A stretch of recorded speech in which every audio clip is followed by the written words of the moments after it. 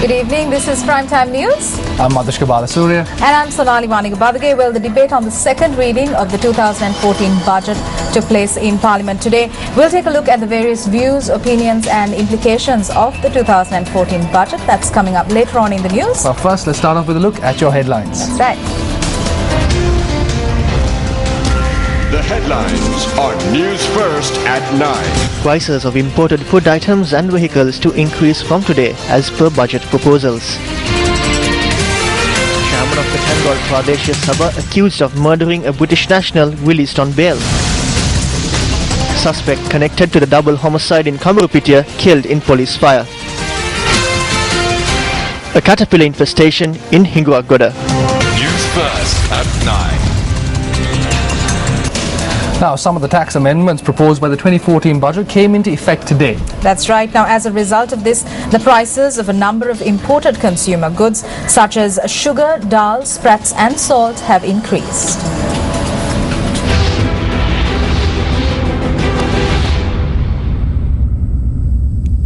The increased special commodities levy imposed on imported goods through the budget came into effect today. As such, the levy on imported sugar has been increased to 30 rupees per kilo, while the levy on imported sprats has been increased to 26 rupees a kilo. In addition, the prices of goods such as canned fish, mung beans, chickpeas, cashew, moldy fish and dried fish will also increase. Import levies on products including types of palm oil, salt, yogurt, butter, coriander, mustard seed, cumin, sweet cumin and oranges have also been increased. The cess on a number of imported food items has also been increased. Taxes on wheat flour, cheese, curd, vegetables and fruits, and fruit juices excluding apples and mandarins have also been increased. The cess on products including imported chocolates, sweets, sausages, and pre-cooked food, vinegar, sauce, soup, ice cream, coffee, pepper, and vanilla has also been increased. The PETA Essential Food Items Importers and Wholesalers Association says that as per the new tax amendments, the wholesale price of a kilo of sugar has been increased by 3 rupees effective today. The association said that they would determine the prices of other goods tomorrow. We have not received the price list as yet. We should know by this evening. We are continuing with sales as usual. We will look at the real situation tomorrow. Until then, we cannot say anything about the prices. The cess on products including soap and detergents, mosquito coils, candles, batteries, sanitary napkins and gauze has also been increased through the budget. The tax hike also affects products including imported Portland cement, paint and varnish, metal fittings, aluminium pipes and poles, padlocks and keys, household items, rubber products and production machinery. It was proposed through yesterday's budget to amend the estimation process when importing used vehicles. The Lanka Vehicle Importers Association says that this will cause an increase of 300,000 rupees in the price of imported used vehicles. The price of a normal hybrid will increase by between 300 and 600,000 rupees. The price of a van will increase by between 1 and 1.2 million. In addition, the excise tax was increased about a month or a month and a half before the budget was presented. This was a major tax on small trucks. The tax on a small truck is about 2 million. Through this, more substandard vehicles will be coming to Sri Lanka because we cannot import Japanese vehicles. The price will be too high. The tax on voice calls made from landlines and mobile phones is to be increased by 5% from January 2014. The tax on broadband internet is to be maintained unchanged. Meanwhile, orders issued by the Ministry of Finance to the Customs Department today also note that the 100% surcharge on imported gold is to be removed effective today.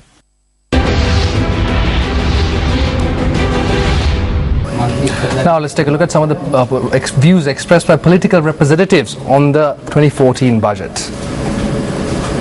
අර මොනවා හරි සොච්චන් දෙන කැලී ටික හඬනගා කියනවා The minute relief that they provide is raved about, but the burdens they place on the people are read out as mere attachments. When you look at these attachments, you will see that the telecommunication levy has been increased by 5%. The bills of everyone who uses mobile phones or the internet will increase. By increasing customs duties, they will earn 12.55 billion rupees. What do they mean by increasing customs duty? The prices of all goods, including essential goods, will increase. They are giving 18,200 million to farmers and public sector employees, but the government hopes to make 31,750 million through taxes from the people. The government is trying to earn 2 times the amount of money they will give through wage increments and farmers' pensions by charging taxes.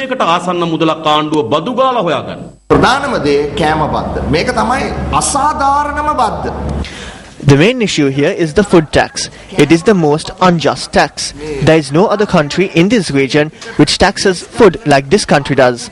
The taxes on sugar, chili, lentils, canned fish, potatoes, onions and other food items were not mentioned yesterday. But a short while ago today, a scan of the taxes on these items was posted on the customs website. Some of these items are to be imposed a tax of 800 rupees a kilo. Some of these items are to be imposed a tax of 200 rupees a kilo. Then they say that they have imposed these taxes to protect the local entrepreneur. These taxes have been imposed as per the needs of a selected few. But there are consumers in this country. Don't they need to think about the consumer? මේ අයවැය පුස්සක් මේක ඇතුලේ මොකවත් නැහැ අයවැයෙන් ලබා ගන්න පුළුවන් සියලුම.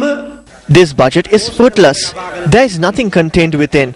All of the nourishment that can be taken from the budget has been given to the ministers and MPs or the chairman. To the casino businessmen, small-scale businessmen have received nothing from this budget. The money that was spent on Shogam is now being charged from the people. දැන් ජනතාවගෙන් අල්ලගෙන යනවා.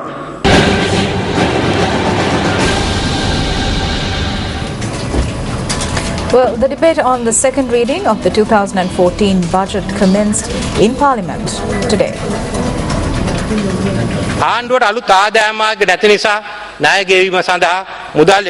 Since the government does not have new revenue streams, they are increasing indirect taxes to collect revenue. As a result of having to pay up to 80% as indirect taxes, all people have been burdened, rich or poor. The result of all of this is that the burden of limitless debt obtained with no transparency whatsoever, the loss incurred as a result of ad hoc expenditure, and the loss incurred by the stalling of development in the country has been placed on 99% of the people. We do not agree with this system which causes 99% of the people to bear the burdens of the 1%. Thereby, the United National Party will vote against this budget. ඒ නිසා එක්සත් ජාතික පක්ෂය මේ අයට විරුද්ධව ඡන්දය ප්‍රකාශ කරනවා. මේක එක පැත්තකින් බලපුවාම මේ රටේ On the one hand, when you look at it, it is evident that this is a budget that was prepared following discussions with all sections and a budget that serves all the people. As we continue on this path, we can see that year by year the situation has become better. If you look at the preliminary investments we made, these are yielding results now. I must inform you that this budget has won the praise of the people, and as such, you have been defeated 25 times and are now facing a 26th defeat. මේක අයවැයක් නෙමේ මේක වැය අයක්. ඔබතුමාලා පෙන්නනවා වර්ධන වේගය 108ක් කියලා. You say that economic growth is at 8%. In your speech, you say that this is the investment you are putting forward. What is the necessary amount of investment? You spoke of 30%. Isn't it a lie? There has to be 40% in investment to have economic growth of 8%. Your national savings are at 24%. The national level is 31%. Where are you going to add this 6.5% and 7%? This is why the 7% economic growth rate of previous years has now reduced to 6%. If you look at this properly without inflating it with the lies of the central bank, then it is possible that actual economic growth is between 4 and 5%.